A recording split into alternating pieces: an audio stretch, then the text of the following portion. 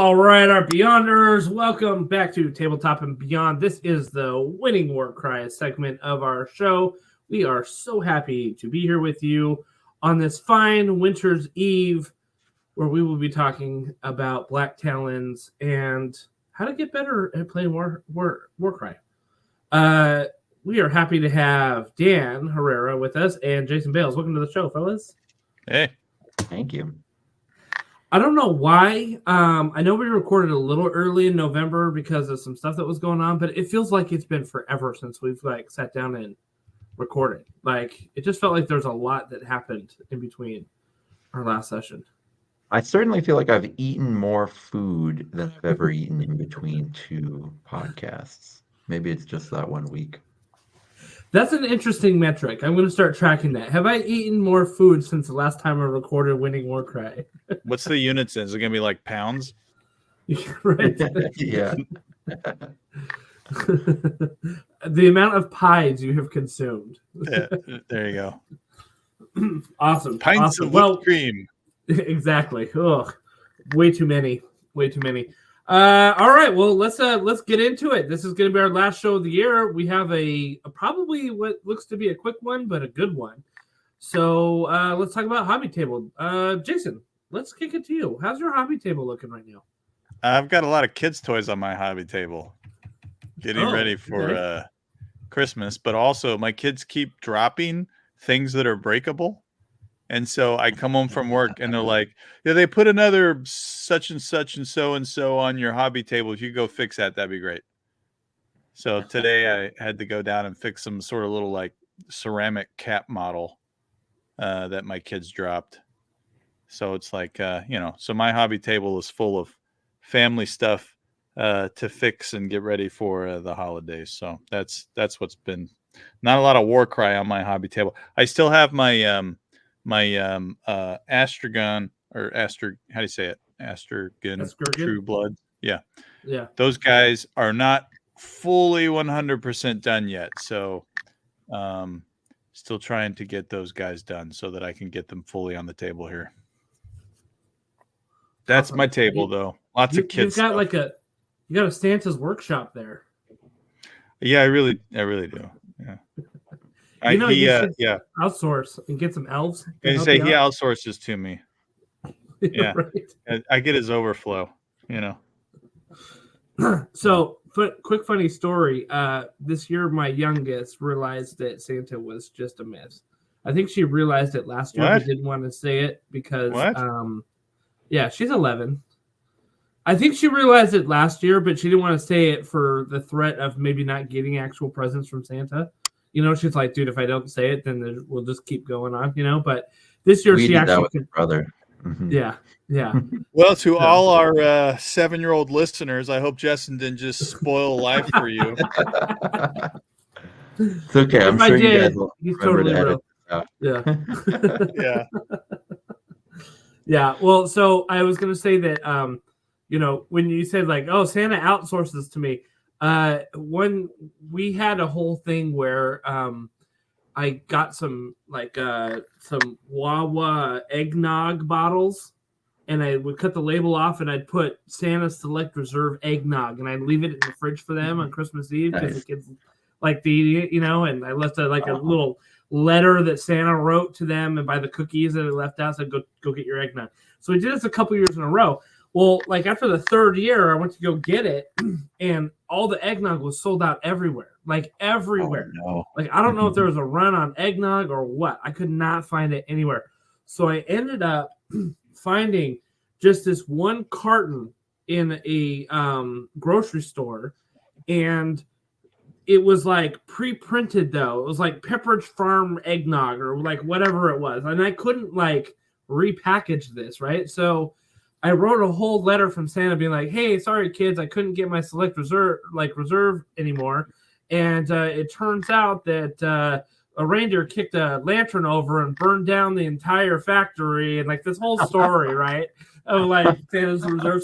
So we had to outsource the eggnog this year, so hope you like it. It may not be as good, but there you go. And so when my daughter confronted me about Santa Claus this year, she she says, well, what about his eggnog? And I'm like, baby, I got the eggnog. And she's like, and the story about the factory burning down, that was all a lie? Like, to which you responded, yeah, aren't you proud of me? That was a good one. I know. It was a good one. It was a good one. Yeah. So I just thought about that, Jason, when you said, Santa outsources to you because, he had outsourced eggnog 1 year to our kids. You ever made your own eggnog? Yeah. Have you ever made your own tried eggnog? No. Have you tried it, Jason? Everybody should try it once. I've done it a few times. You actually made your own eggnog. Oh yeah, dude. You can there's lots of recipes online. You just temper the eggs into a heavy cream and sugar mixture. Well, I already don't know what tempering is. It's not that hard. Yeah, I was gonna say, oh yeah, you just like temper it and like okay. You just make a roux and you temper it. Yeah, and then a roux. You add some souffle. Yeah. I mean, that's when you're doing root beer. What would you just make your wort? What do you put in your wort? Yeah, all sorts of sassafras. Awesome. Exactly. Anyways, Dan, how's your hobby table? So I painted a Varengard, sort of trying to make it so I could put it in Nurgle or Tzeentch. That is an interesting Varengard. Yeah, it's got huge horns, as you can see, bigger than the actual horse, but pretty sweet. It's a Raging Heroes sculpt. And then I also painted a Dark Oath War Queen that is too far away for me to reach at the moment. I love the Dark Oath models. Yeah. I actually went third party for that one too. It was really? Okay. What is it? A White Werewolf Tavern sculpt. Gashnak Ferocious. Yeah. If anybody wants to look it up. But pretty sweet. And I put them both in my Nurgle Demons warband, so I got to play sort of slaves, like Nurgle marked Slaves to Darkness, and I won a sweet little trophy that lights up. Ooh. Where'd you do that? The Renegade Open. It's like a little convention in the Twin Cities. They're trying to grow. They've got like a couple 40K tournaments. Like I think they try to do one narrative, one competitive for 40K AOS kill team. This is their first year doing Warcry, and then they've got a couple non-GW games too. I can't remember. I know that X-Wing is one of them, but there's another one that's not X-Wing. I can't remember. But anyway, so they've got a few different games. They're growing. They're like a regular con, just smaller, which was fun. Nice. And then now I'm starting up on finally the Jade Obelisk. I bought the Jade Obelisk when they were brand new. So, I still have all the basing to do. But yeah, I got them when they were brand new and I'm only painting them now. But, that's just, now you know how long my backlog is. I'm currently working on a 10-month backlog.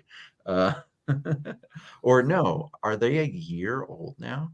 They're a year old now. Yeah, I didn't get them right away, but yeah. Okay, so I'm working on a 1-year backlog is what my backlog is at right now. Though, it's because things like this Varengard keep skipping the queue. But yeah, I've been kind of getting a little bit busier with it because I spent some time kind of not hobbying much at all. I really like when you get to a point where you have the battle line fighters that you want. So you can just paint a hero for a tournament and then that's it. Just a nice low stress way to prepare for a tournament and not, like you're still excited, feeling like you're trying something new because you're trying a new hero that you haven't played before. But you're, not having to worry about getting a million things done. So that's been cool. I too am working on my Jade Obelisk. So we're in good company, Dan. So I've got to finish them up. I've got like some little details to do, and I printed out some ruined temple bases that I think they're going to look good with. And right now they look a little flat to me. There's some details I want to put on there. Like I'm trying to go with like an Aztec sort of vibe with them because that's kind of like how I feel they are. So I need to put some like some white lines like on the hems of their cloak, basically, and just kind of put some decoration on their cloaks a little bit, and I think that that'll look pretty good. But yeah. Yeah, I love because it's like all their design cues are half Aztec, half like what were the like religious knights that weren't allowed to spill blood? Um, anyway, like the warrior monks from Europe, because they've got like Yeah. the little crotch blankets, or like crotch armor blankets, which are like a very medieval Europe type of thing. But then they've like also that. got like Aztec cues too. I'm So gonna ask for one of those for Christmas. What do you want, honey? I want a crotch blanket. Crotch blanket, medieval crotch blanket, please. Yeah. yeah, Yes. a Made of medieval iron. armored crotch blanket, please. Yes. Yeah, so they've been fun to paint. They're surprisingly like low detail, and I don't mean that in a bad way. Like there's actually not like a ton to them, which can really slow you down in the painting process.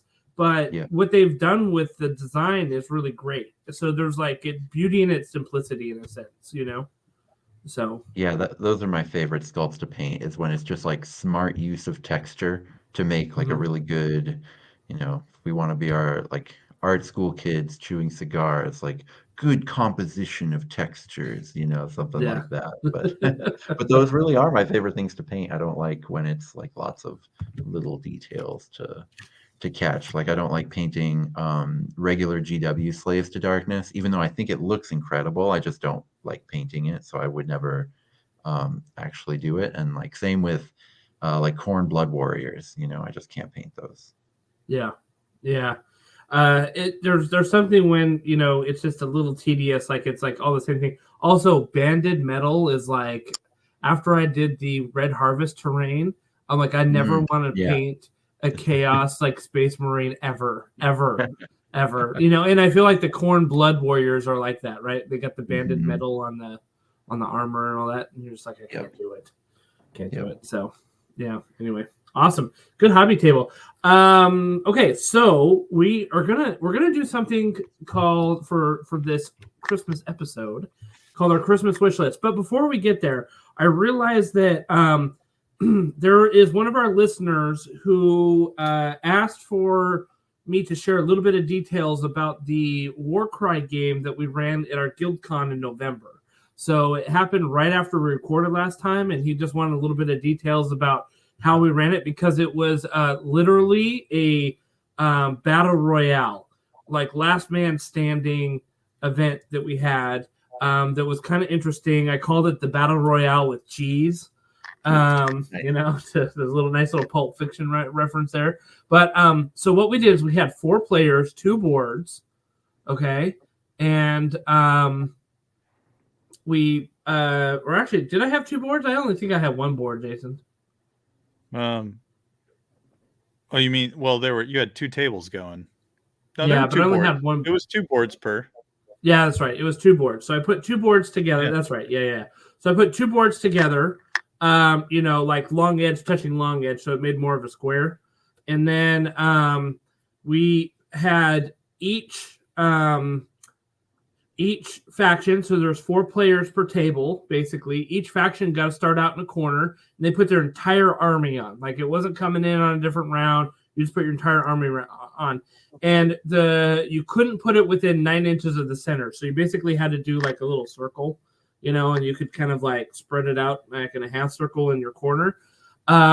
Also, every player was given 2 objective markers that they could put anywhere on the table. It just had to be 6 inches from the center and 6 inches from any other objective. Okay, so they put it on their own thing. Now, what it was is it was a fight to the death, literally last man standing. But we put in one center we put a Gorgon and the table, and in another center we put a Chimera. Okay, so we had monster in the middle basically with this, and the rule is that if you were able to capture another player's objective, it didn't matter who, anyone but your own, you could loot it once per game and get an artifact. and I had a list of artifacts that you got there, right? So you had to capture it, and then for an action you could loot it. And if you burned that objective, you could loot it one turn and then burn it another turn. But if you burned that objective, you could resurrect any one of your fighters. Anyone, full health, they're back on the board, right? And so there's this nice little yin yang about I'm protecting my objectives, but I need to go like get the other objectives too because the artifacts were pretty good that we had there. And then what we did is we had the players roll off in the beginning before we had them roll priority. And depending on who rolled the best, they could choose what round they wanted to control the monster. So like they may think, oh, you know what, round 3 is a really good round to maybe control that chimera, but you also run the risk that it might be dead. So you got to just kind of choose, right? So whoever won the roll off got to choose what round they got. And then basically the player who controlled the monster used the 3 activations like they normally would. Now what it would do is you would roll for priority. Everybody would activate a fighter, in the order of the priority, and then the player with the monster would do their 1 activation. Then everybody would activate their second fighters, and then the player would do the activation. Then their third fighters, player would do the activation, and then they were done with the monster until the next round, and then it was the next player's turn.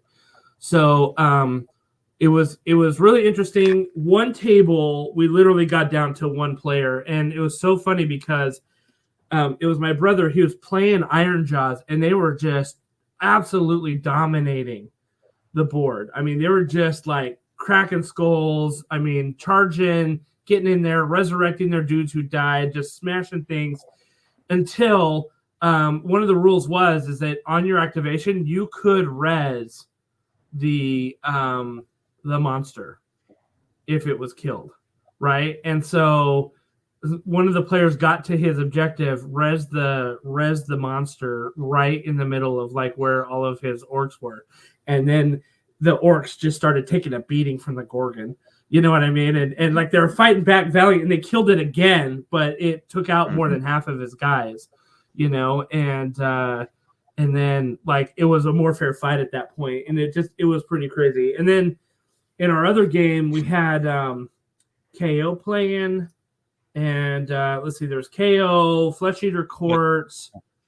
Who else was on there? Let's see, KO, Flesh Eater. Man, I don't remember who the other. There were 2 more. Untamed Beasts. And I don't remember who. Yeah. Anyway, and Bone Splitters. Bone Splitters. Yeah. Okay. Yeah. That one didn't finish out. They played a bunch of rounds, but they were playing a little bit more cagey. That was the one with the Chimera on it. Yeah, they took out the Chimera twice on that thing. But one dude res the Chimera he kamikazed in basically to the objective, capped it, and then just was like, I'm gonna die anyway, but here's the Chimera, boom, and just dropped it in there, and it's just like behind enemy lines, and just like totally wrecked fools. So it was a ton of fun. We had a blast with it. There's probably some things I would tweak a little bit, like the how you got artifact. Oh, if you killed the monster, you got 1 of each artifact because there was 4 artifacts. You got all 4 artifacts that you could have. So there was like incentive to try to kill the monster. But it ended up being a lot of fun. I think we wanted a very social game for our guild con, and very like way more narrative focused. And so a 4-person battle royale was a ton of fun. We had a good time with it. So cool. Yeah. Any other insights on that one, Jason? Because you were kind of watching it as we're playing. I think everybody had a good time. There was the typical when you're playing a game of Warcry that's not standard Warcry. Sometimes there's head scratching on what's the right thing to do here. How does this monster mechanic work? So if I kill the monster, but then I res him, but then I kill him again, do I get more artifacts? Like there were a bunch of those weird, like little edge-based questions that, kept popping up. But besides that, I think everyone had a good time. Yeah.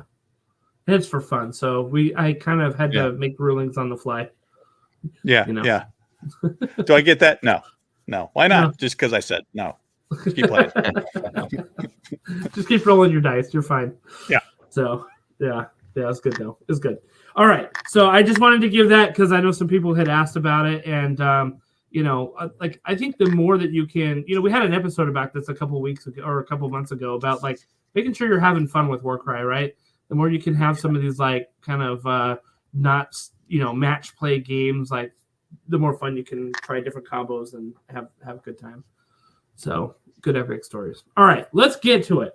Christmas wish list. You're gazing out in a wintry sky. A blanket of snow is on the ground, and as you look up, you see Santa riding across the moon with Christmas wish dust flying behind him, and you catch a speck of that, and you get to make a wish.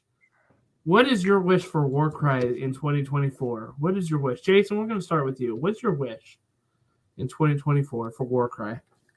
I would like to see themed terrain that feels totally different. So no more trees, no more Aztec-y ruins, but just something totally new. I think it'd be cool. I think it'd be cool to have terrain with like swamps or water, like actual like water somehow in the terrain. Like, I mean, not like actual, splash water, but like, like ponds or pools or something. Like Like that ponds one would be cool. LoopNet piece was, yeah. Yeah, I think that would be really interesting. And it would be a totally like awesome add to the boxes of terrain we have now to make some really fun like tables and stuff. It's interesting because Kill Team just came out with a new box, and it's a new season for them. And they're playing around with like poison zones, basically, where like you can cross it, but it's going to be to your detriment. Like either you lose the movement and that's a basic one, but you could like end up taking damage. You could end up, losing out on skills or something like that. So I haven't dug into it too much, but I noticed that they've got these like swampy areas that like you can't do it. And it's built into sort of the board area that they have on there. So that'd be kind of interesting to. Yeah, I think that would be a fun add to kind of give a new feel. Because right now, I think most of the, most terrain, you can imagine a little bit with some of the like the bamboo bridges and things, but most of it feels like it's on dirt. You're fighting on a dirt landscape. Yeah.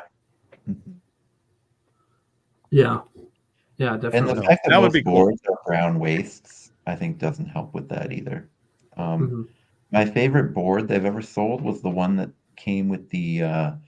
They made a pack that was like double Sylvaneth Wildwood, where it was just 6 trees. It is not actually the best board, but it came with a board that was a river, and a river kind of went like wound down the board. And every time I do that, I put the terrain where the water isn't, and it just feels like a real place every time. I just love the look of it every single time I play on that board. So yeah, it'd be nice to see that. The 2 custom boards we had at Nova Open,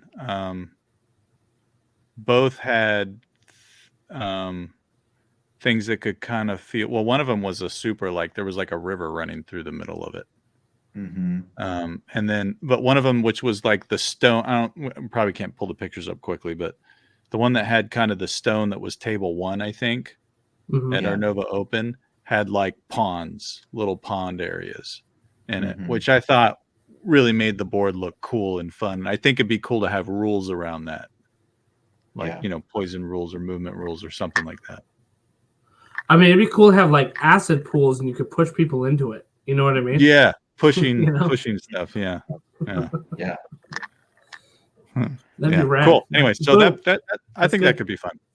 Yeah, cool. Dan, what is your Christmas wish list for Santa? My number one thing would be to see a release of 2 bespoke war bands, maybe like what they did with Hunter and Hunted, where it was like Mawpack versus Wildercorpse, but it was just like not an entire board, but where the 2 teams are expansions of already known teams. Oh, So okay. like let's say like the iron golems were the first poster children of Hmm. 1.0, right?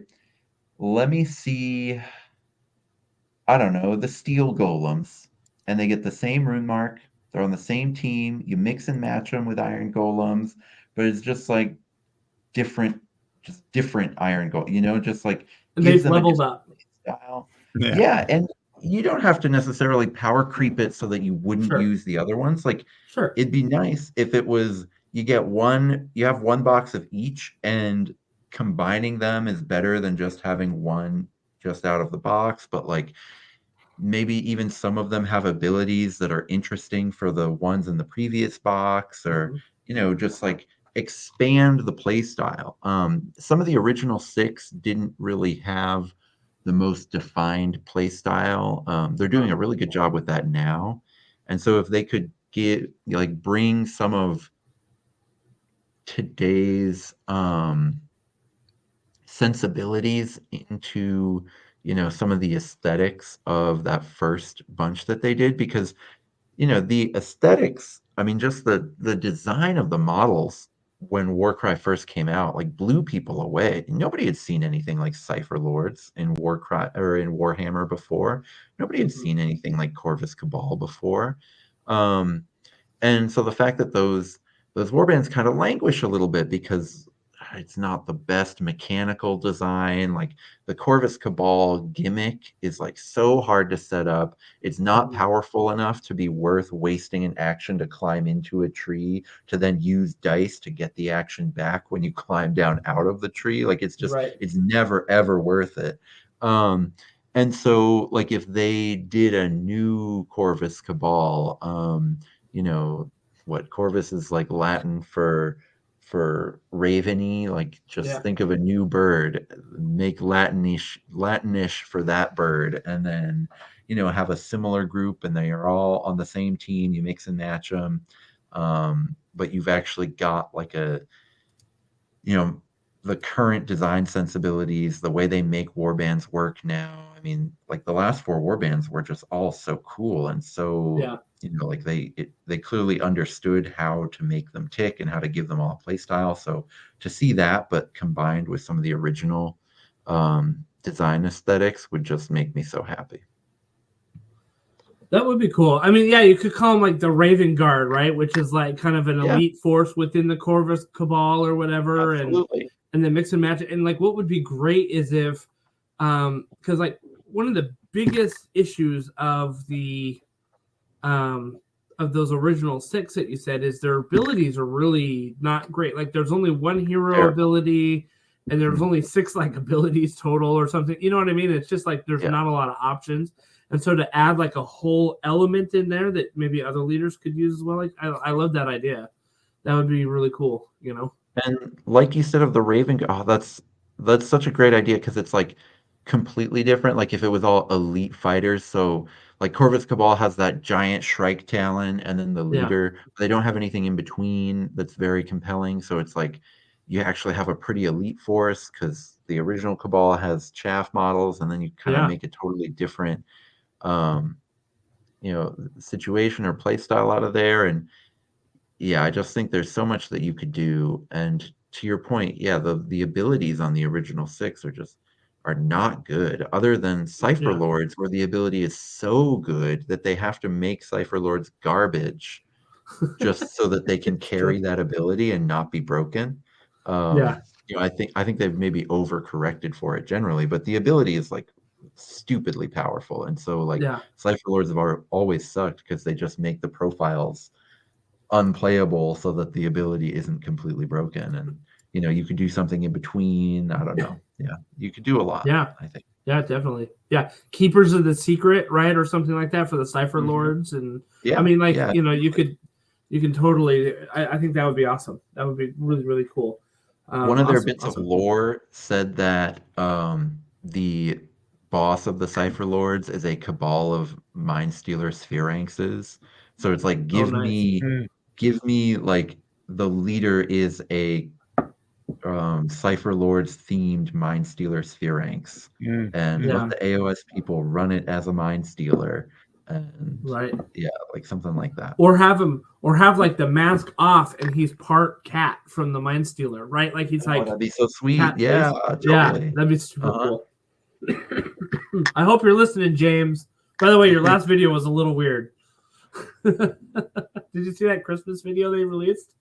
No, I didn't. Oh, dude, it was like an acid trip. I was like, what is happening here? They tried to do the Ghost of Christmas Past, and I was like, what did I just watch? This is kind of scary. So, and it was Well, literally I have a high tolerance for so bad it's good, so I'll check it out.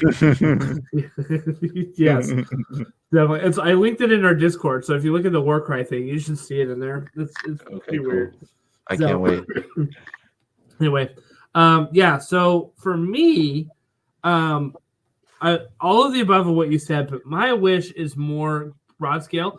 My wish is that Warcry can finally take a seat at the table with the big boys. You've got golden tickets for Warhammer 40K. You got golden tickets for Age of Sigmar. You got golden tickets for Kill Team. Where's Warcry's golden ticket?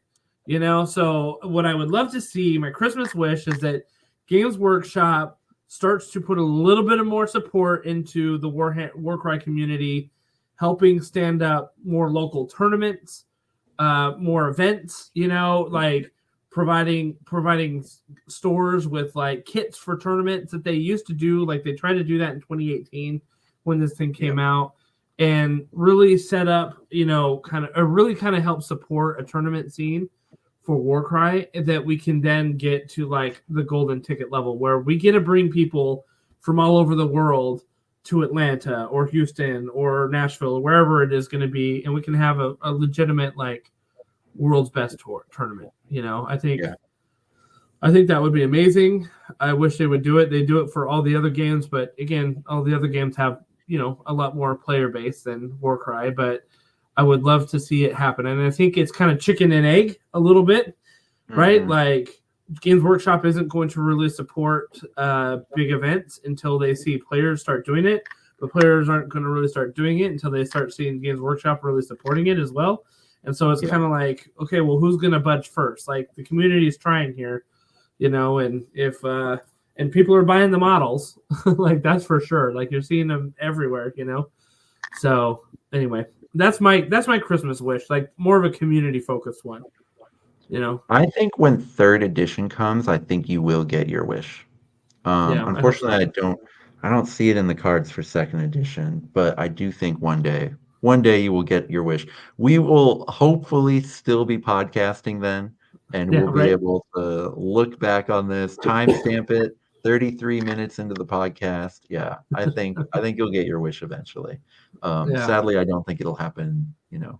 I don't think it'll happen next year. Yeah, I mean 2024 might be a little bit too ambitious, but you know what? Gosh darn it, it's my wish. This is my wish. You know?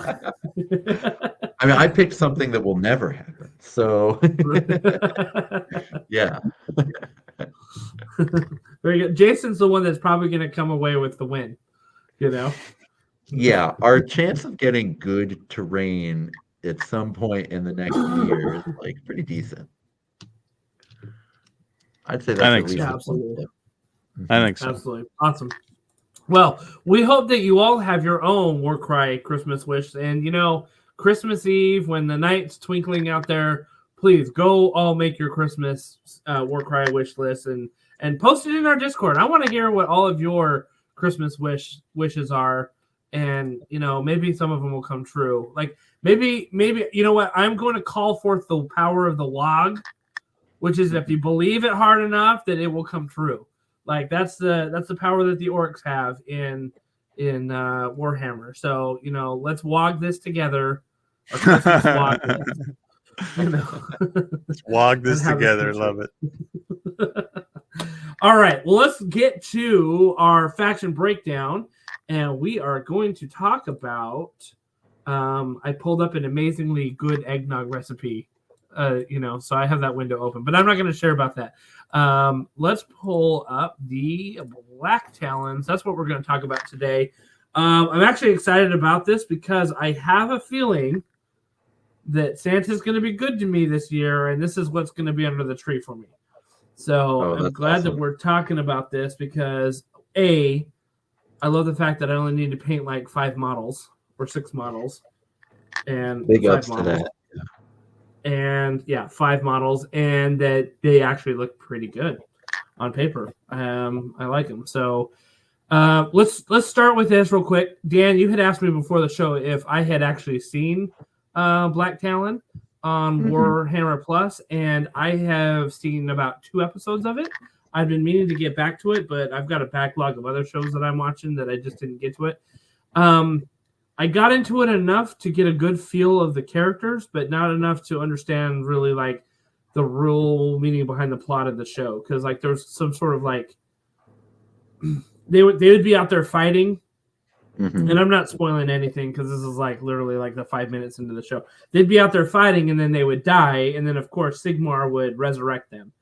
And every time they would get resurrected, like they'd get this more ominous, like foreboding feeling of something that was happening. And Neve Blacktalon kept getting these flashbacks of like maybe what seemed to be like her former life. And she kept feeling like things were maybe something was wrong, something was happening during the process, and they kind of need to get to the bottom of it. So, yeah. Cool. That's actually maybe they're doing the show of the plot of the first book. I think it is. Yeah. Oh, okay. Cool. That makes sense then. Because I read one of the books, a Knave Blacktalon book, and it involved a lot of flashbacks, to like her human life that she didn't remember, and then like some Sylvaneth people were telling her that she used to be, a woodland person at some point, or etc. The book wasn't bad, actually. I'm talking about it like it was just like unmemorable garbage, but it wasn't bad.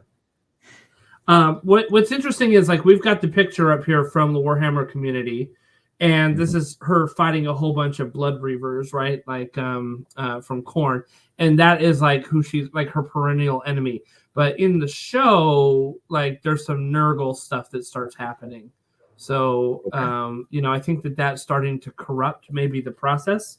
That's what I was like getting into like in episode 2, and so I need to go back and watch it. But I can't spoil it for anybody because I haven't seen it all myself. So haha, no spoilers for you, But anyway, so this is her team.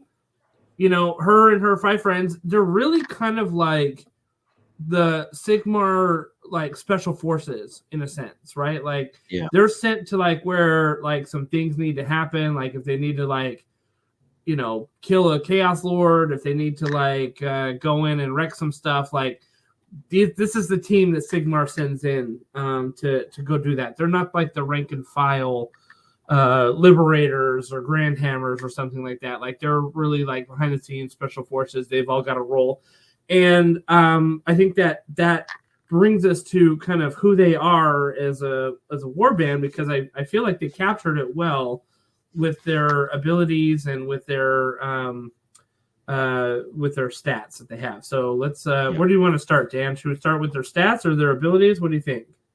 Well, luckily each of them only has one ability, so they're all like tied, the fighter and the ability are tied together. So I think we can go just maybe down the line. Do you want to start with Knave or do you want to end with Knave?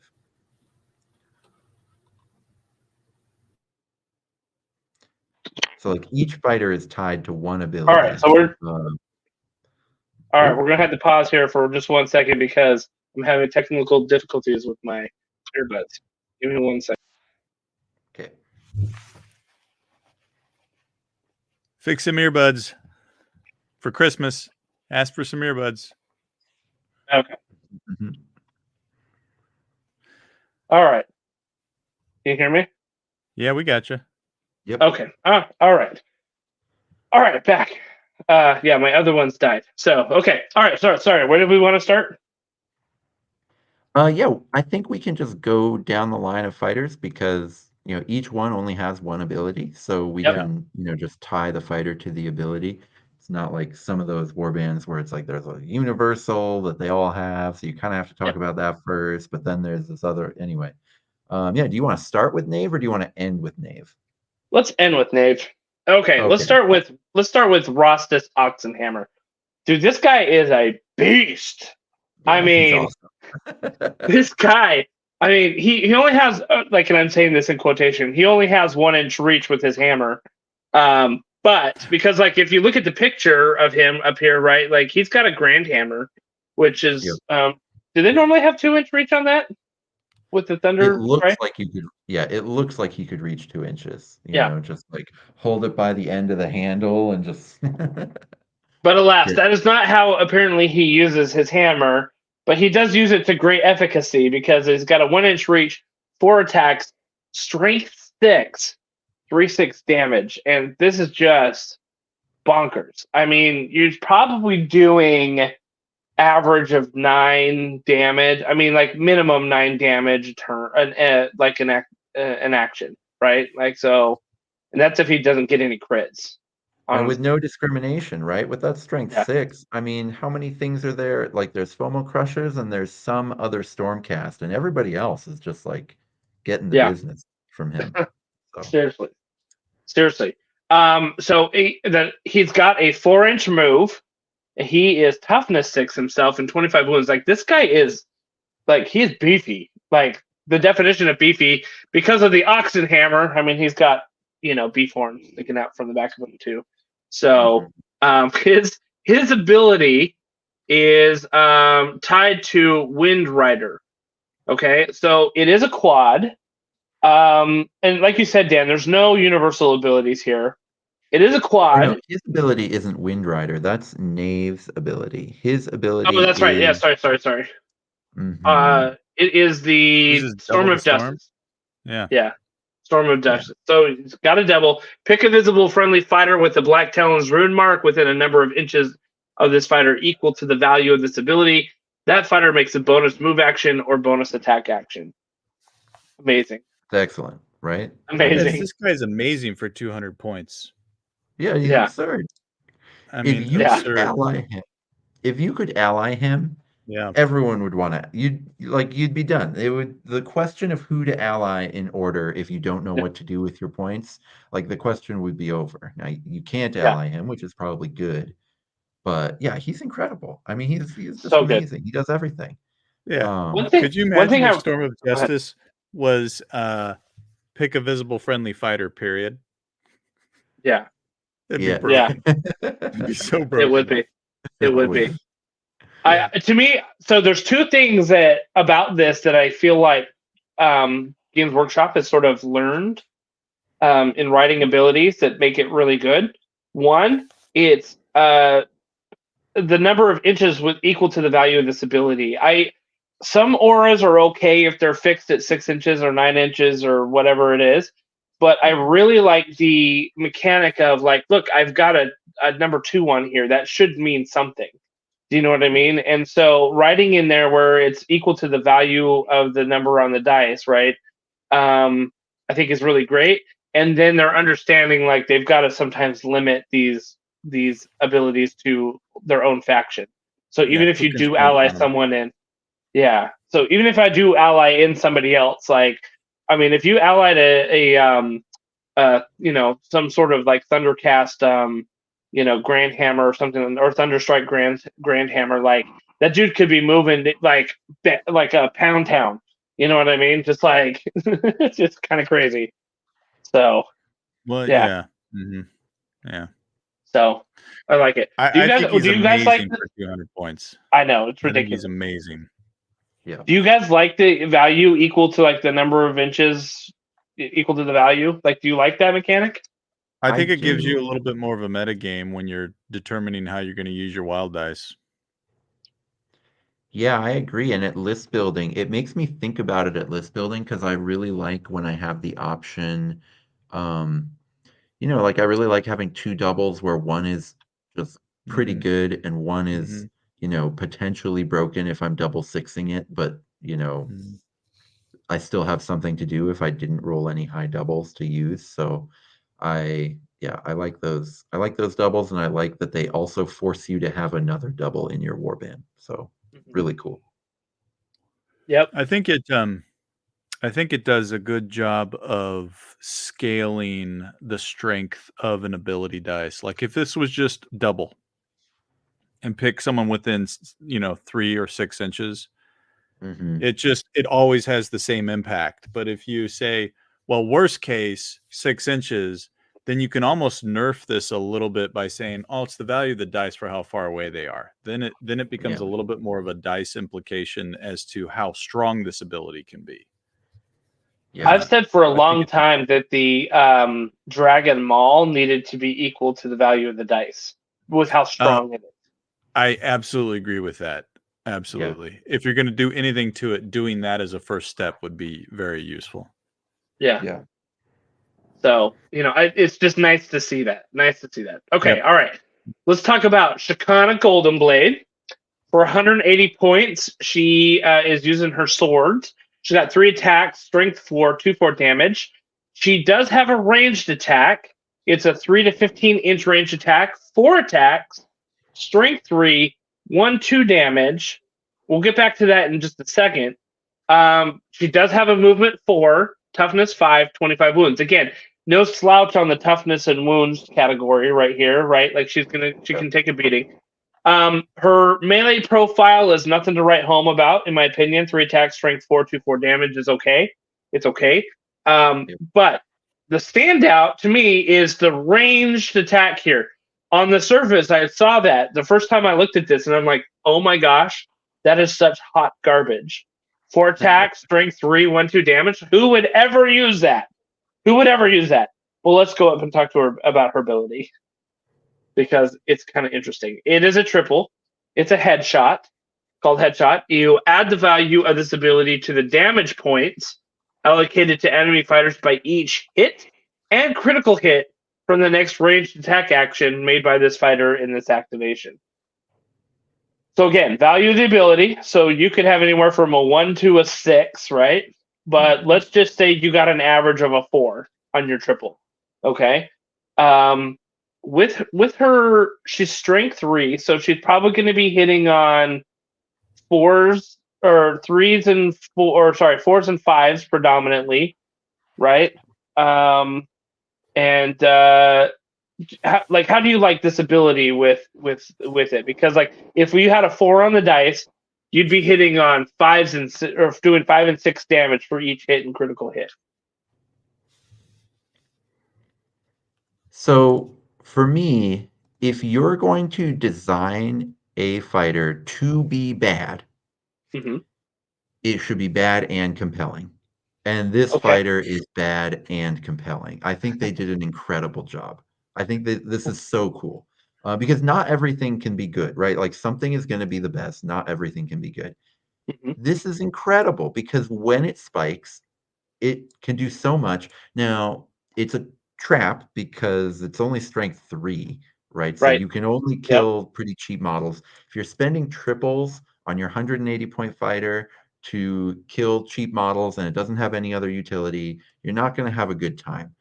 But that's okay, right? Because it will give you memorable moments. And that's if you're going to design a fighter that's not very good, like that's what you give it, right? You give it the ability to give you memorable moments. And like trip 6s, shooting a strength 3 or a toughness 3 fighter, you hit a crit hit, and what's that, like 15 damage off of just Yeah. a crit hit and a triple. I mean, that's everything you've ever wanted, right? So yeah, I think you can do awesome stuff with this. Would I ever do it? This would be the first fighter I would cut, but I think it's amazing. I think it's so cool. Yeah. So the thing is to me, the memories are going to come when you're like, screw it, I'm going to take a shot at the Fulmoroid Crusher with this thing. I know I'm hitting Sure. 5s and 6s. And then you roll a 5 and 2 6s, and all of a sudden, like, you just like totally knock that thing down. You know what I mean? And, of course, it's like a luck of the roll of a lot of dice, and you can't count on it. I don't think you can build anything around it. But gosh dang it, man, it gives you the chance to just say like Leroy Jenkins, let's go. Let's go, let's do it. Yeah. Hell yeah. I like it. I think it's fun. I would struggle to want to build a list that I depended on it in because, like you said, there's really two gambles that are happening. One, you're gambling on your ability dice to be able to give yourself a triple, and not triple consumes a lot of your ability dice and wild dice, right? So that's the first gamble. The second gamble is toughness or strength 3. So there's two gambles for that to be useful in a round. But I'm with you. I think it would make for really fun Hail Mary moments in the game. I just don't like to have fun Hail Mary moments based off of triples. That's me. Yeah, I mean, like, okay, so let's talk about her melee real quick. I know that we're like, it's like nothing to write home about, but like 3 attacks, strength 4, 2/4 damage. The 2/4 damage isn't terrible either, and like, yeah, but Rotmeyer Creed's got guys that are, I guess they're like 120, 130. That's got the same sweet profile. That's the thing is, I think if you're just looking, if you're saying, well, I may not ever get her arranged in, and I may just use her for the melee, then you're using a 180 point model as like a 110 point model. Yeah. The one thing I do like about it, if her attack was scarier, it would make people want to rush her down. And then that 3/4/2/4, it's like you rush her down with a chaff model just to tie her up so she can't shoot something. And then she just, 6 dice, like 2 attacks, 6 dice, 6/4/2/4 can take out that chaff model. So that's I like that's a good point. Enough. Because I'm a big fan of the Knight Arcanum as like if you're gonna play Thunderstrike, but you don't want to be like really competitive and take Calthea and like do that thing. I'm a big fan of the Knight Arcanum, and it also has a 3/4/2/4 profile in melee. And of course you're not taking it for that, but people all the time like run that thing down and then they go, wait a second. Toughness 5, 28 wounds. I'm never going to kill her. She's got 3/4/2/4. Like the chaff that I ran her down with is, going to get deleted. She's eventually going to be able to shoot again. Like, she just, that to me, like that's what it's for. And it does the job. I think it's great. So let me ask you this.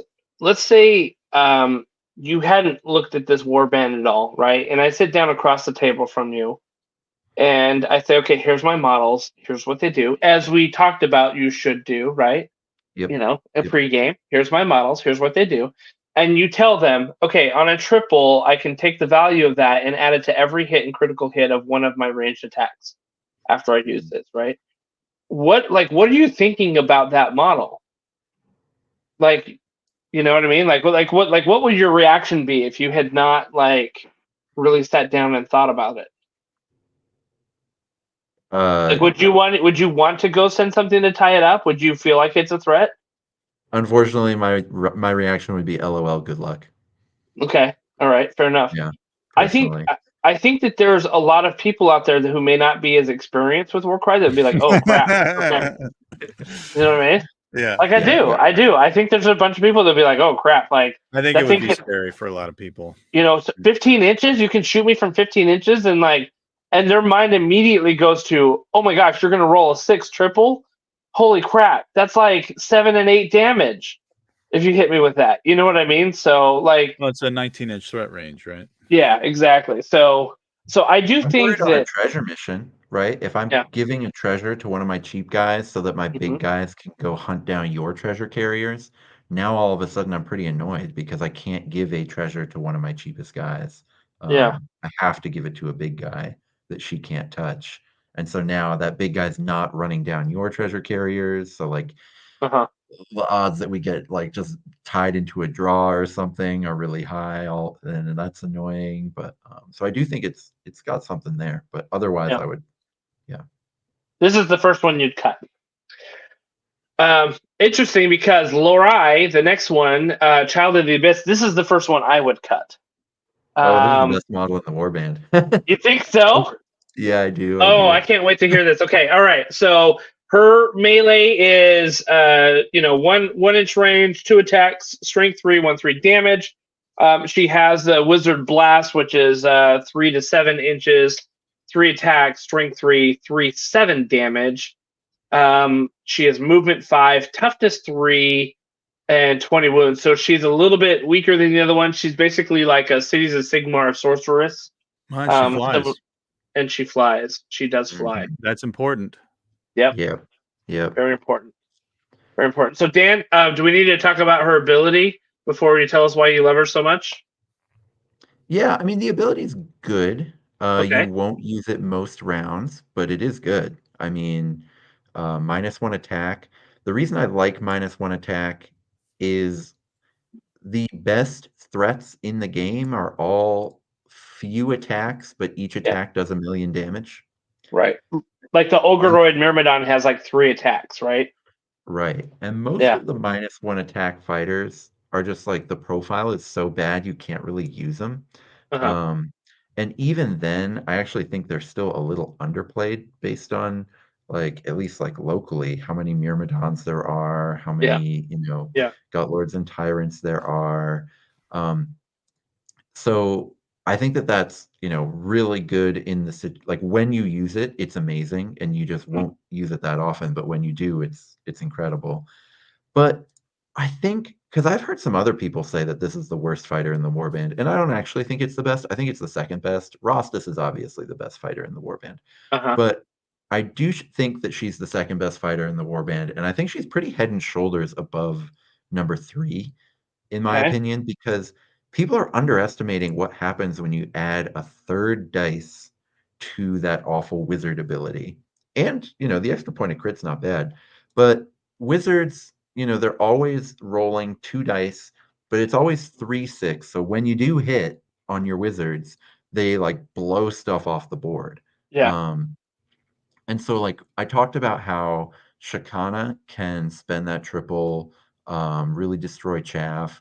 Well, Larai does that job better than Shakana does because she doesn't require any dice, right? She can kill a chaff model really easily and also protect your friends from their big threat model at the same time. I think that's so powerful. She flies. I think fly is a really underrated keyword.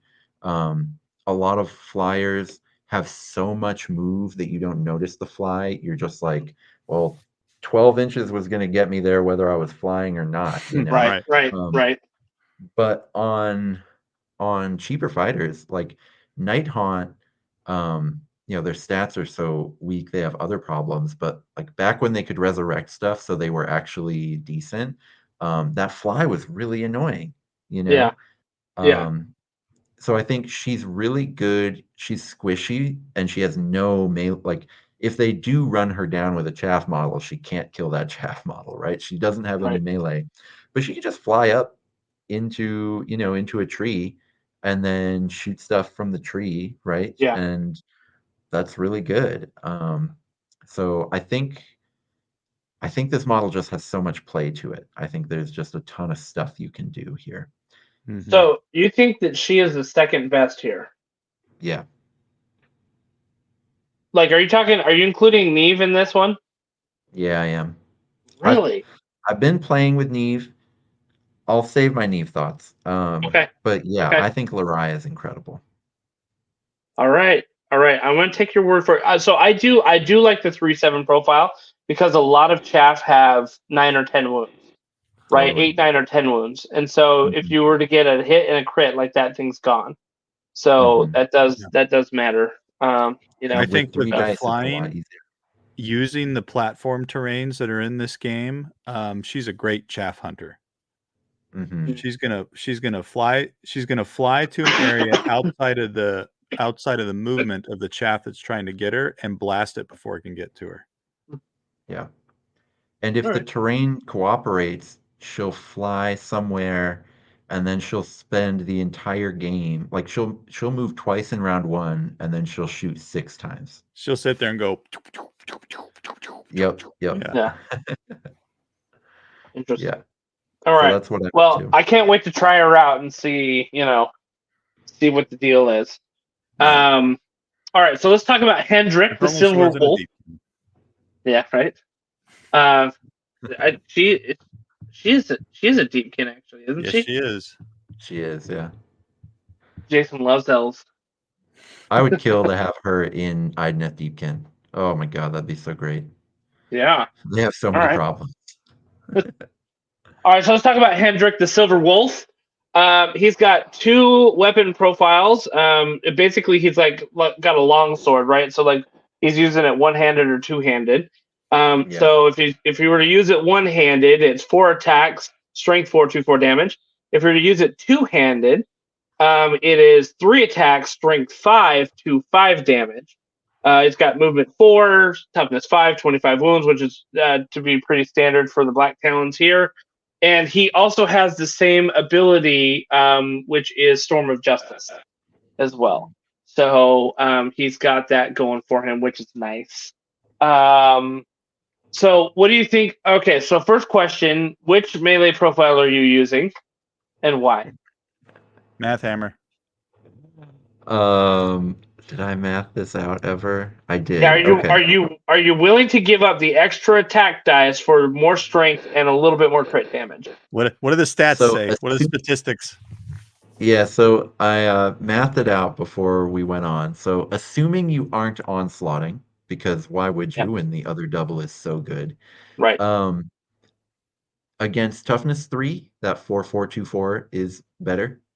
Okay. Against toughness 4, they are so close that it doesn't matter, but technically the 3-5-2-5 is better.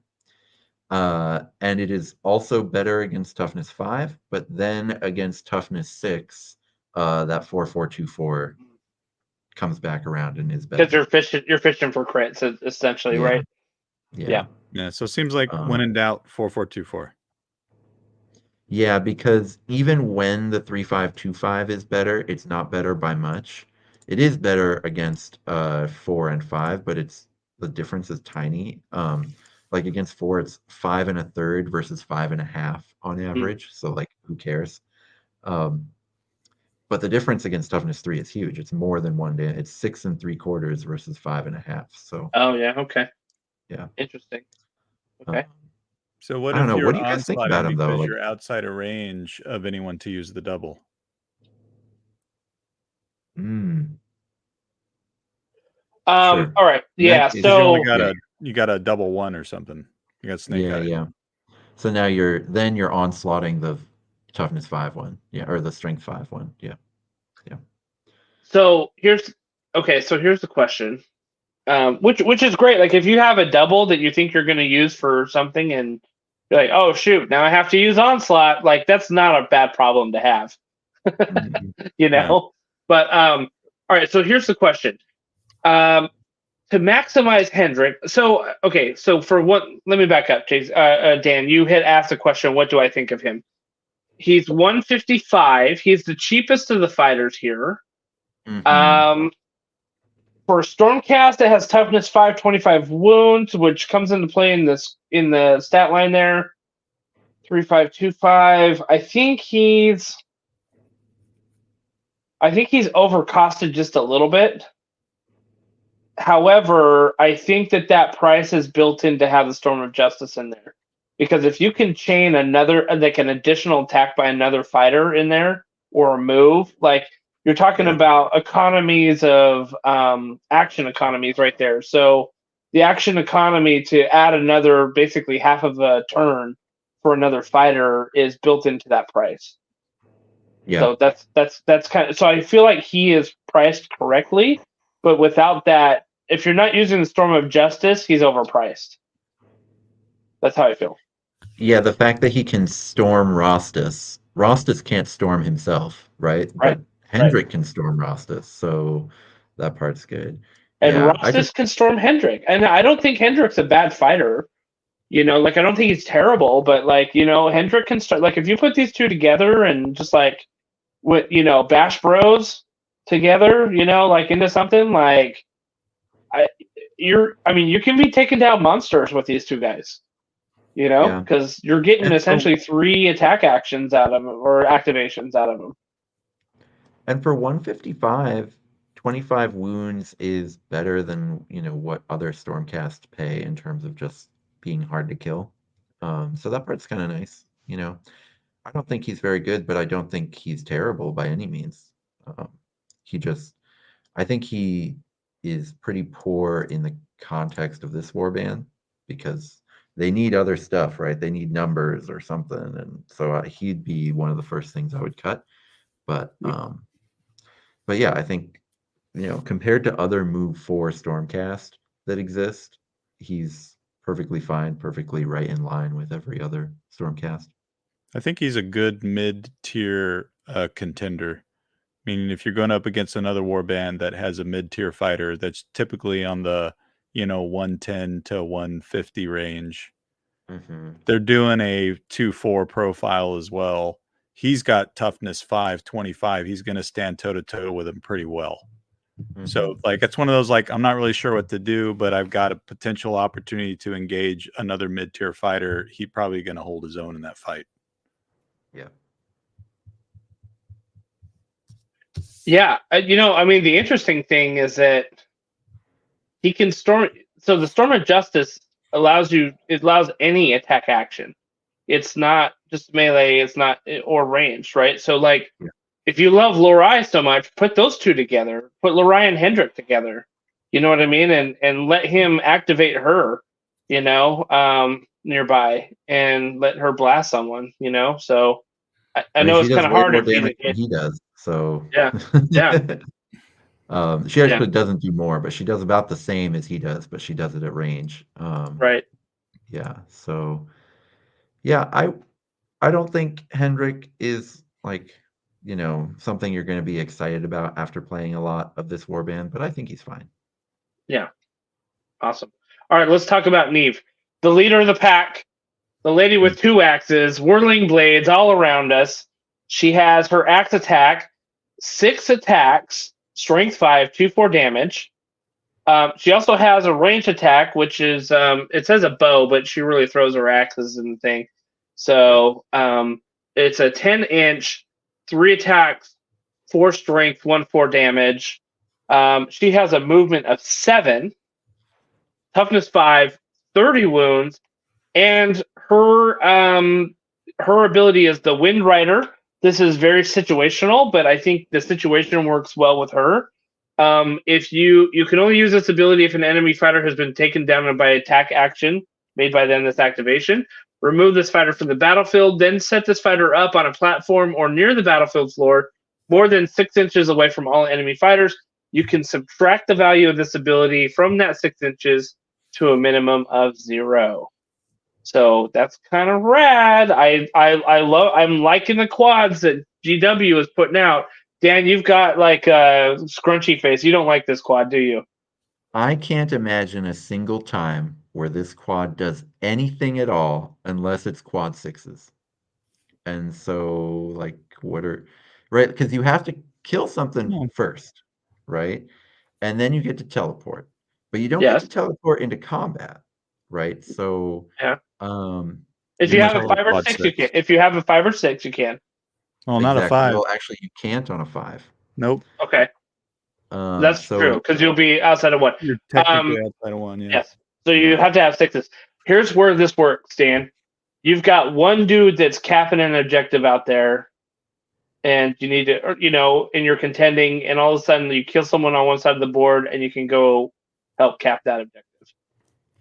That's so bad compared to every other quad in the game, but yeah, I mean that does do something. That's true. I mean, if she's by herself, what are you going to do with another quad? You know what I mean? You could warp to a treasure holder on the other side of the board.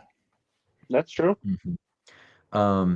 I think, yeah. So I guess, I mean, I can't imagine a lot of you can set it up Christmas Land style, but I think in most games, even on it is Christmas time, Dan. Yeah, it is Christmas time. I just think in most games, even on quad 5s, you're just gonna rampage her, right? That attack profile, especially with 7 move. Yeah. I mean, you only get to move 5. You only get to move 5 with rampage anyway. So, but on 4s or 5s, you're gonna get to another model to attack, and I just think you want to be using that 6/5 2/4 damage profile as many times as you can, right? To make it worth it. So I think this quad, basically, I would suggest people don't even read it. But but she's Wow. okay on her own. I mean, she's okay Okay, without. so here's one of my biggest gripes about Stormcast, and maybe it's going to be less so with Neve because she's got movement 7, right, which is actually really freaking phenomenal. But one of my biggest gripes with Stormcast is that you're really good at killing things, but then you find yourself out there all alone because the battle has moved on somewhere else, and Oh, it takes you 2 turns to get to anywhere you need to be. And you're just like, I mean, I saw that all the time with my my paladin with the Star Soul mace. Like he would just wreck somebody, but by the time he'd wreck somebody, he'd look over and everybody had run off to somewhere else, and he's like, okay, I got to trudge over there. Especially like objective missions, like a mission like uh uh was it Hidden Vaults, right, where you're burning an objective yeah. and you start on one side of the board just because that's where you put your person, and you've got to try to get a Stormcast all the way over to the other side of the board. Like Neve being able to kill something and then just get over there on that same turn, setting her up for the next 3 rounds, I think is great. I think it's really good. Now, Christmas Land time, you have to get a quad. You know what I mean? And you have to kill something. So, like, those things have to be aligned. And we have said before on this show very clearly that anytime you have one of these abilities where you have to kill something, normally just disregard it.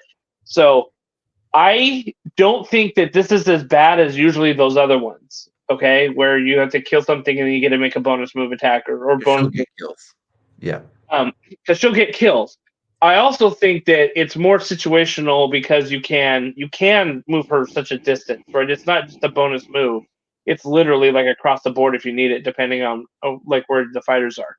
So I think it's better. I do think though that this is not your normal go-to quad.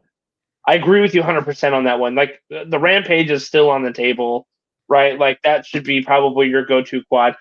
I just think that this is another quiver or arrow in the quiver for her, though.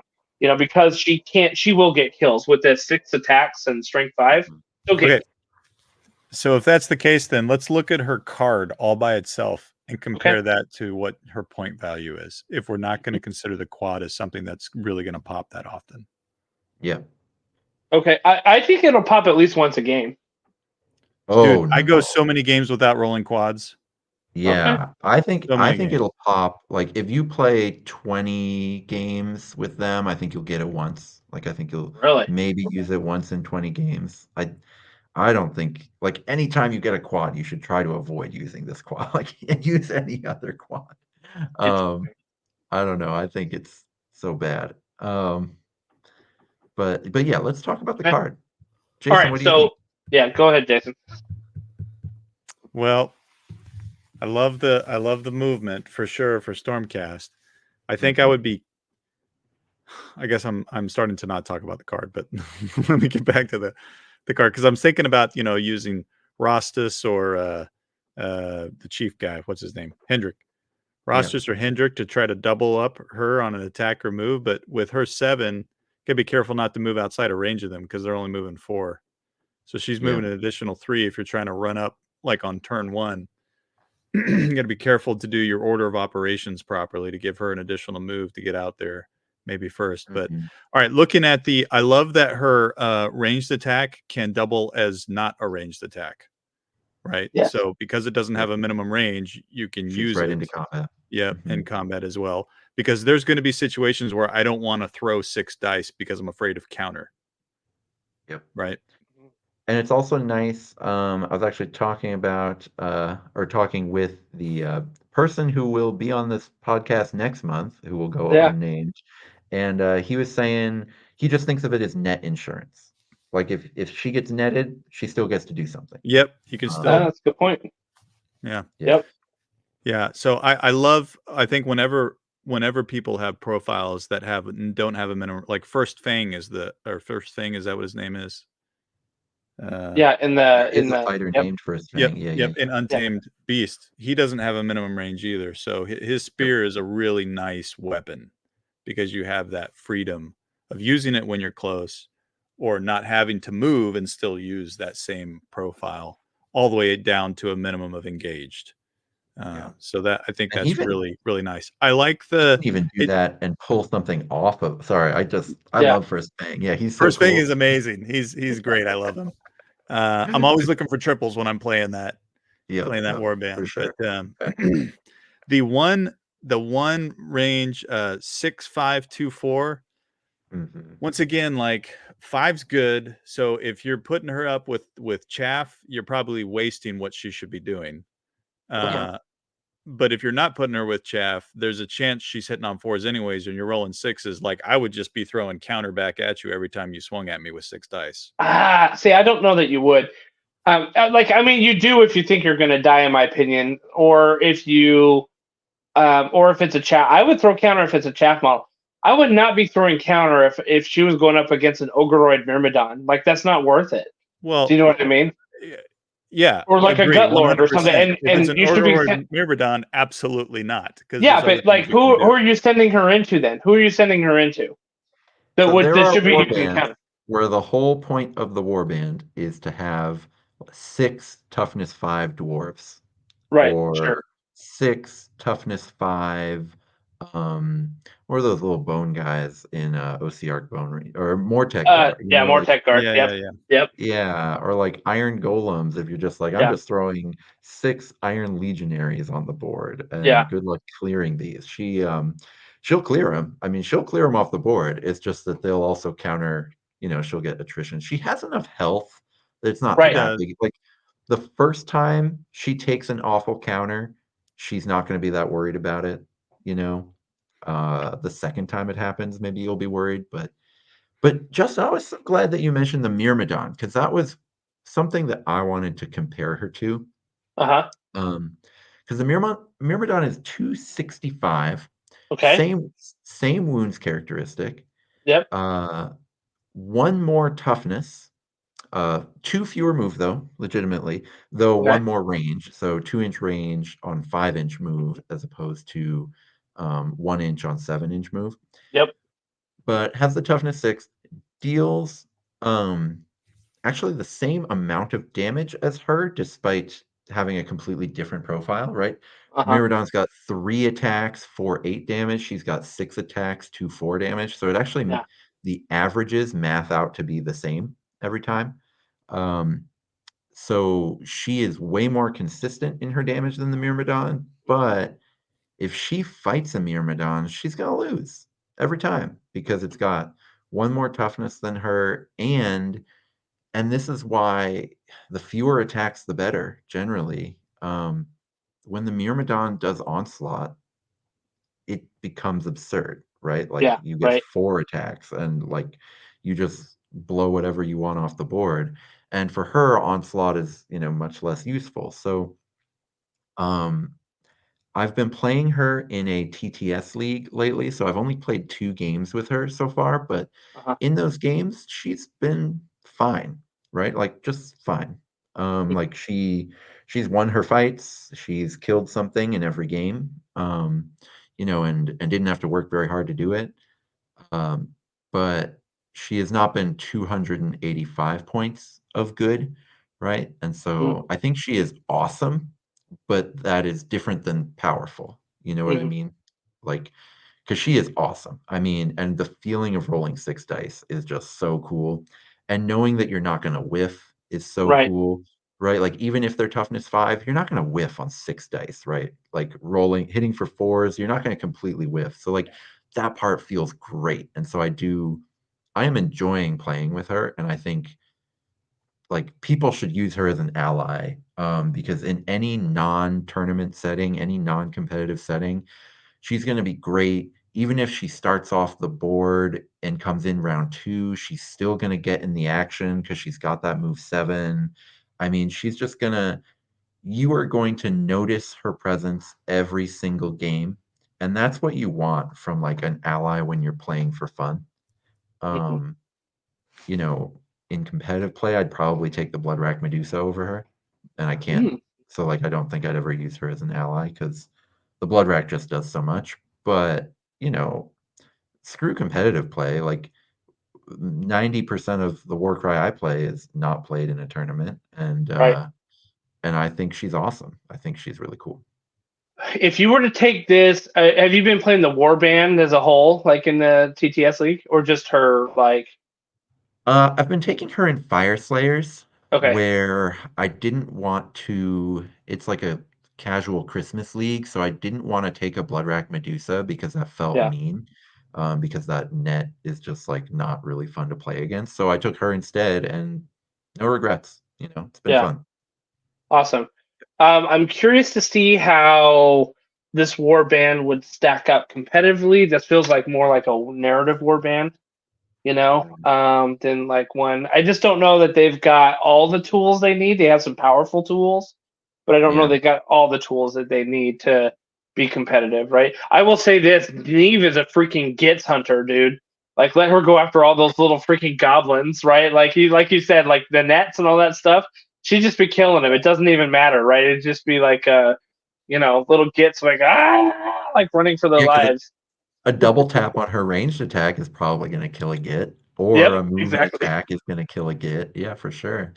What do you think about like using underworlds? So to Ooh. like you cut, three, like even if you say cut it, if you wanted to cut Lorelei, even though I think Uh-huh. she's amazing, if you cut Shakana, Larai, and Hendrik for let's say Skaith and then all of Skaith's friends, or like something to get like more numbers in here. Right. Do you think you could try to play it competitively that way, to count up to 7 fighters or something, and then you still got Rostus and Knave or something like that? The problem, well, so you would need to really benefit from Rostus. Like you need Knave and Rostus to kind of be playing off of each other, right? Because Yeah. like for his ability to really work, like she needs to be near him. So I don't know that I would cut that deep. Um, let's say you cut two of them. Let's say you cut Shakana and Hendrik, right? That's Mhm. what is that? 335 points. Yeah. You could probably fit some underworlds in there for that, but they need to be, like you said, like maybe some of the cheaper ones.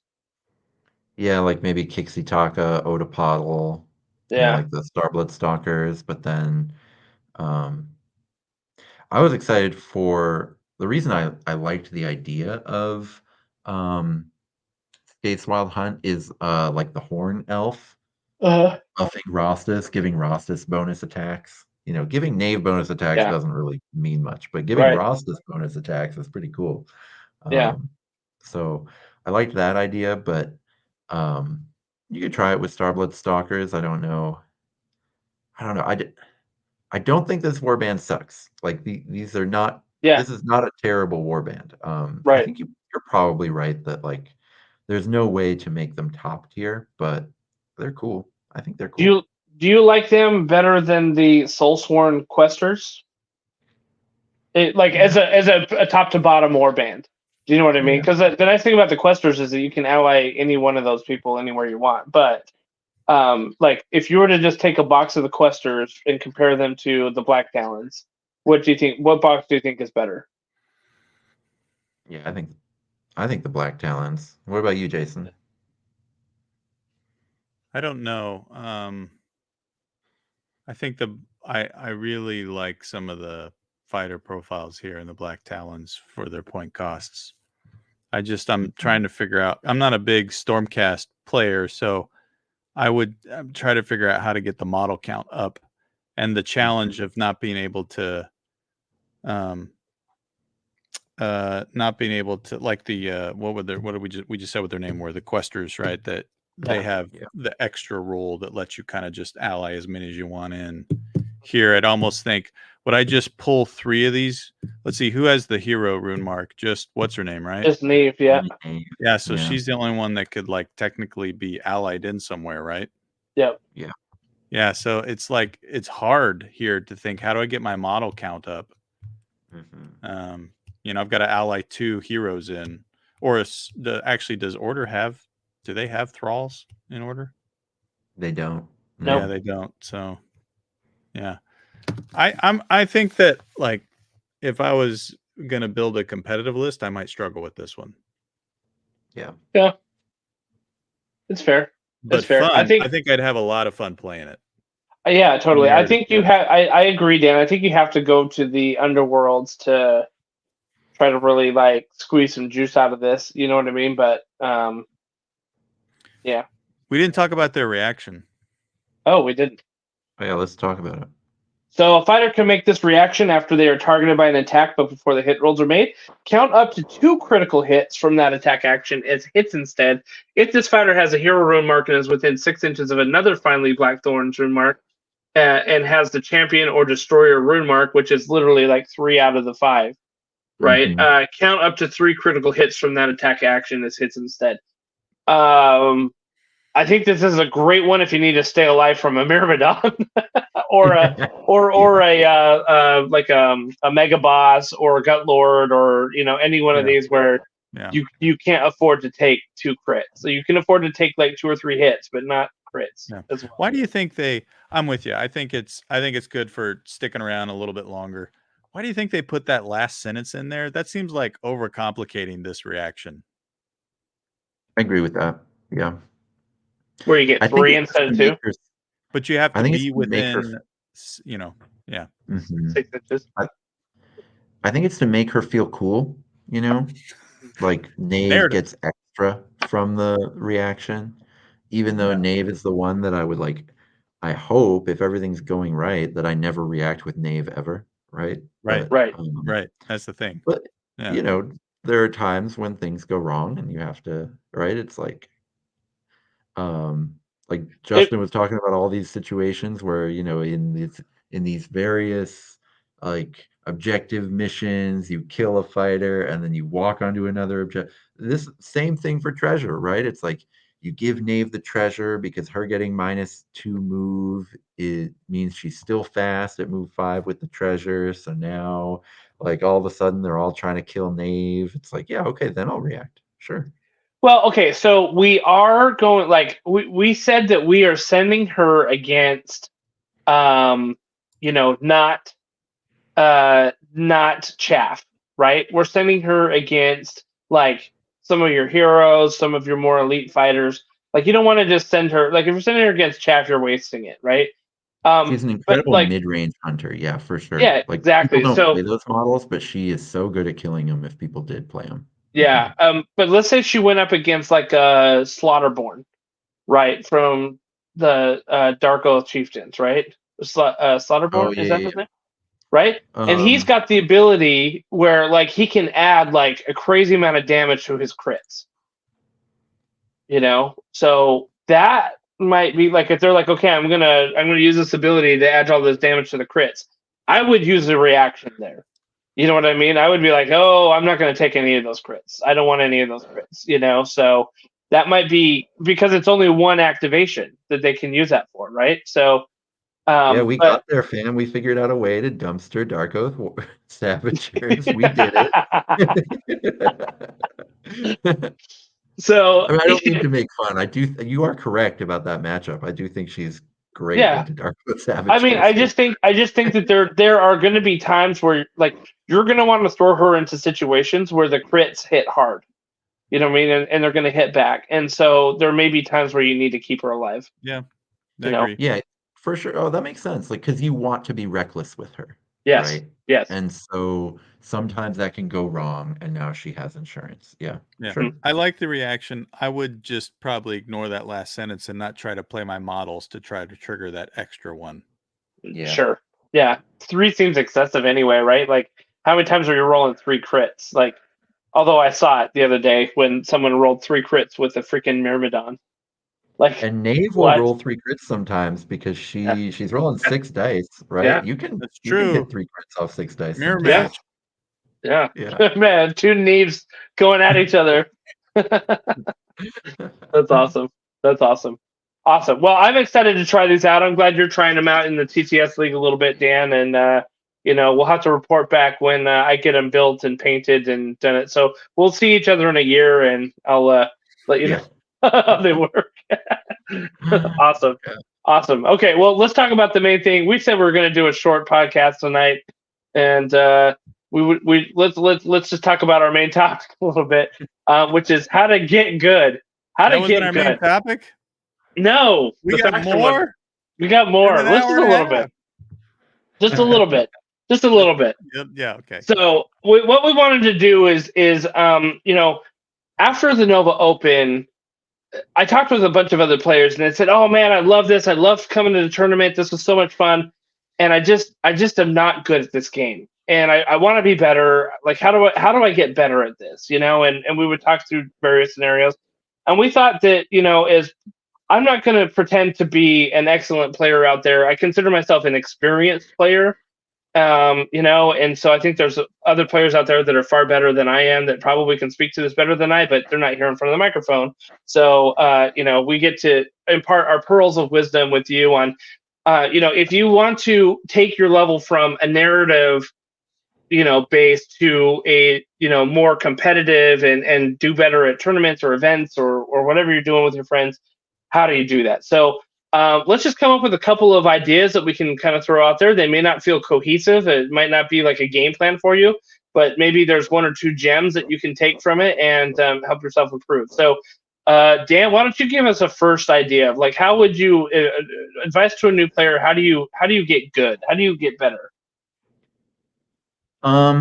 I'll give the advice that unfortunately is the least useful advice you can give, but it's also the most true, which is the best way to get better is to play a lot of games against people whose skill level you want to emulate.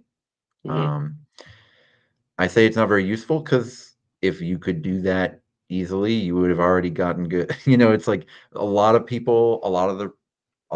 people who are, who have expressed to me that they feel frustration over how good they are. A lot of them, the reason they're not good isn't because like they're not smart or anything. It's just because like they don't get to play very often. Yeah. And so, that's tough. But if you can get games in, do it. I think that's certainly the easiest way to get good. And what do we even mean when we talk about good? We're too far into the podcast to talk about that. But if Yeah, sure. getting good to you is being able to make plays that correlate to winning games, playing a lot is the best way to learn to do that.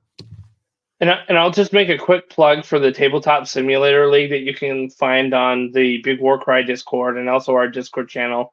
It's one and the same, right? I have seen guys on there that have not been very good in the beginning, but because they're playing quite often on Tabletop Simulator, all of a sudden you find that they've actually gotten really good over 2 months of playing because they're playing more often, right? It's time on the ball. Time on the stick, and just doing that. So totally echo that. That was one of my cards that I figured one of you guys would play. Sure.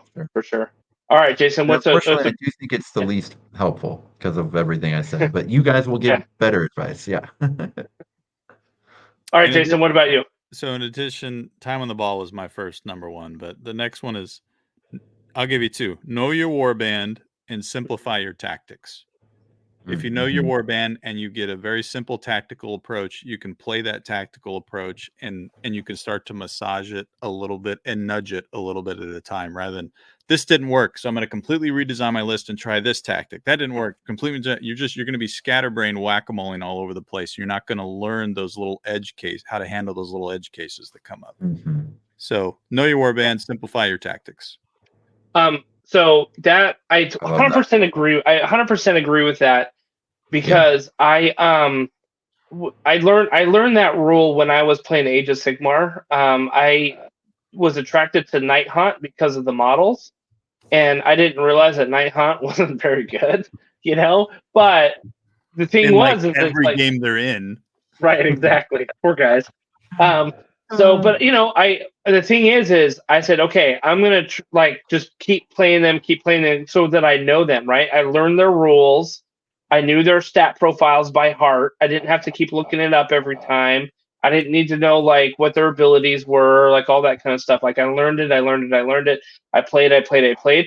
And what that did is it taught me how to get better at the game with that warband. And it's not just better with that warband, it was better at the game. Yeah. Right. I got better at the game because I could understand how to do this. I was eliminating a lot of different variables by sticking with one warband for a while and playing with that, right? And my goal was to play that warband for at least a year and like play the. In fact, I played it for about 2 years and played the crap out of it, you know. And every now and then I would add units and try a different combo, but it was like test and trial and error with minimal variables, and that you could understand like what you were getting good at, right? So, Yep. yeah, totally echo that. And Jason, you said yeah. something that I think was a better way to phrase something that I do a lot, and I've mentioned a few times, which is like the simplify your tactics thing. Mhm. When I'm saying like, don't even read Knave's quad or something like that, right? Like Mhm. it's because I've never thought about it that way, but I do try to do that. I try to reduce my mental load and absolutely if you can say, I just want to do this one thing with this warband the first few times I play it, and then see if that works and see what kind of like I think that's a much easier way to kind of avoid analysis paralysis for yourself and really dig in and like actually play while you're playing as opposed to getting confused.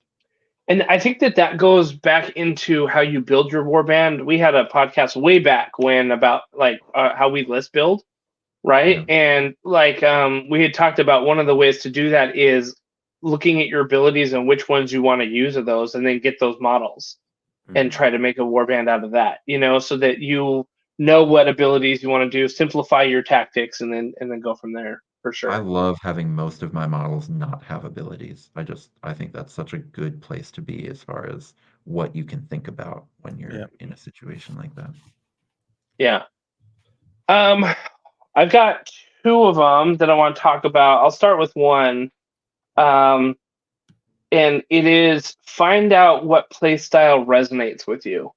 And this kind of fits with what Dan said of like getting more time on the ball, It's right? Like everything's time on the ball, man. it is. It really is, right? But like at the same time, like, you know, I found that I kind of like being a bit of a cagey player. Like I like the movement, I like throwing things around, I like, you know, moving, and that's kind of probably because, like I said, I started playing Night Hunt. So when I kind of transitioned and tried some 40K, I naturally was drawn to Raven Guard that has like similar tactics, right?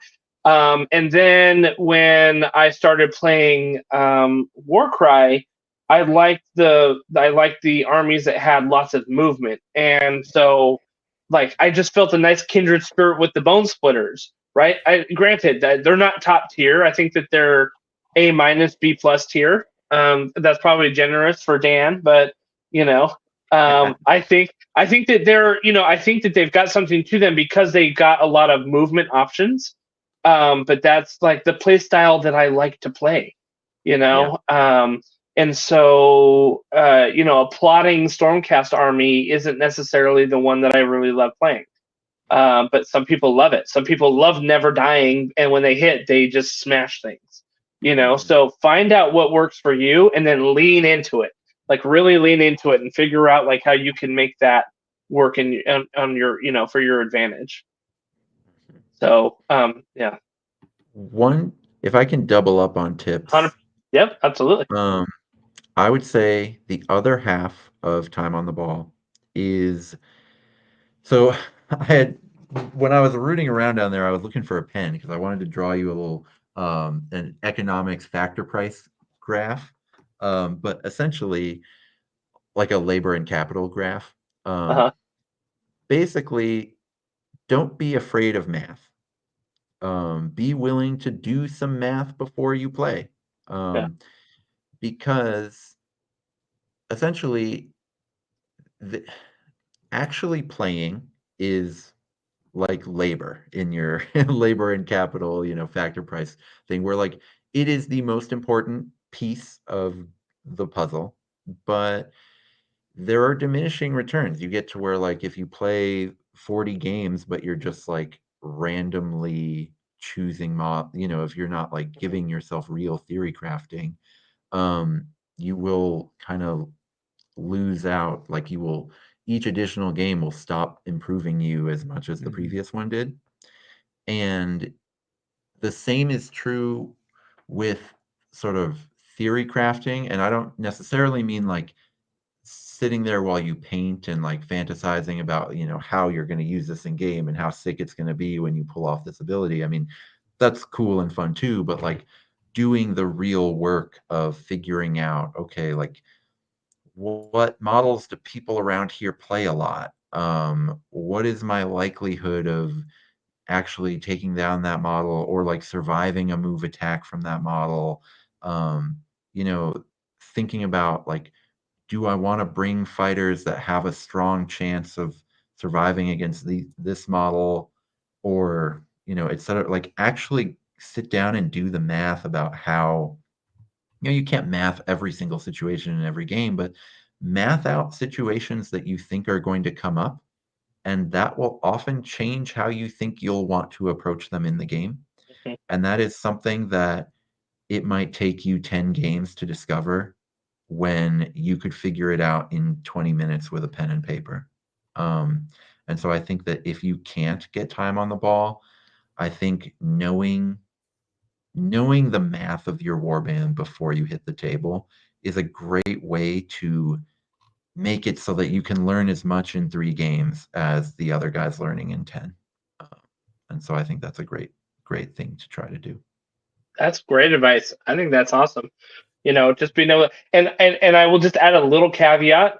Sometimes the math on the paper doesn't work doesn't fit in the game. Sometimes things overperform what you think would happen, and it's weird. So you kind of need to do both. You know what I mean? Like I think you do need to think about it and go through it and be like, okay, this is my expected result, and then like see what you get after several games. You know what I mean? And like, what does it average out to?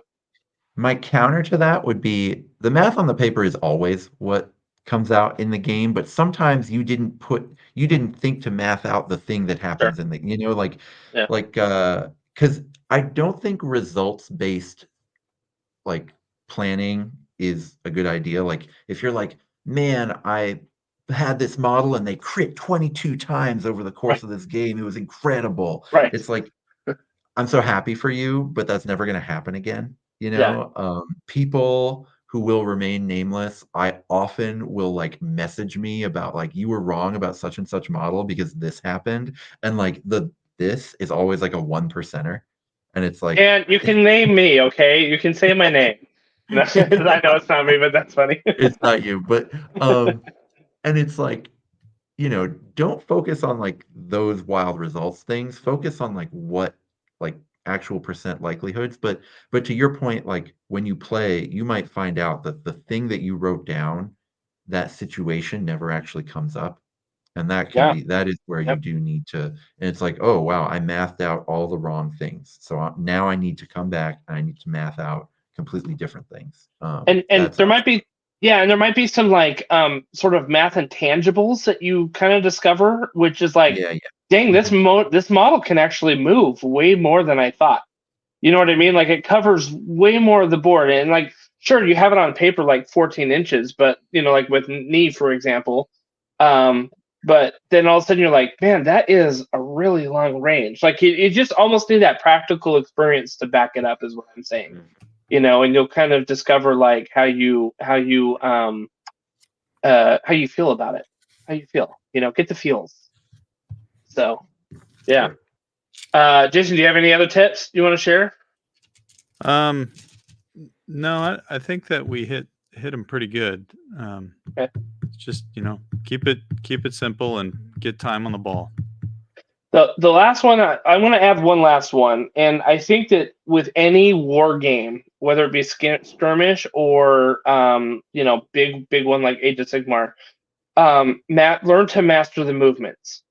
Learn to master the movements, because the movement is actually the most important stats in the game, in my opinion. Like if you've got clean movement, you'll probably win more games than you'll lose. Like if you can get your models to where they need to be, then you're going to win more games than you'll lose. And that's true in Age of Sigmar. Like if you look at like the top tables and of like the World Championship, like they just had nice, crisp, clean movements. They knew exactly where they were going to go. They kind of a movement stat, like how far that looks on the board. And yeah, you can pre-measure and everything like that, but you've got like a very good idea of like how can you move them, where you need to move them, like, you know, terrain, all that kind of stuff. Like keep all of that stuff in mind.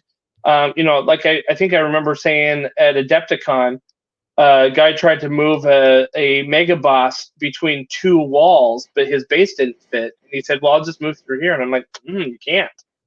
You know what I mean? Because you can't move between two walls. You can move through a doorway and you can move through an archway, but these two walls are counted as obstacles, and because your base doesn't fit, you can't fit through there. You know, like learning to master. Like if I'm going to play with a mega boss, I need to learn to master that mega boss's movement and do that. So I think that if you can get your models to where they need to be, you will again, I think, win more games than not, because that's important. One piece of that's a really mean piece of advice, but it is true, is like practice the dexterity of movement. Moving in Warcry can often actually be physically difficult, to not just ruin the game by just knocking half the shit over. Don't wear hoodies when you're playing with the trees, you know? Yeah.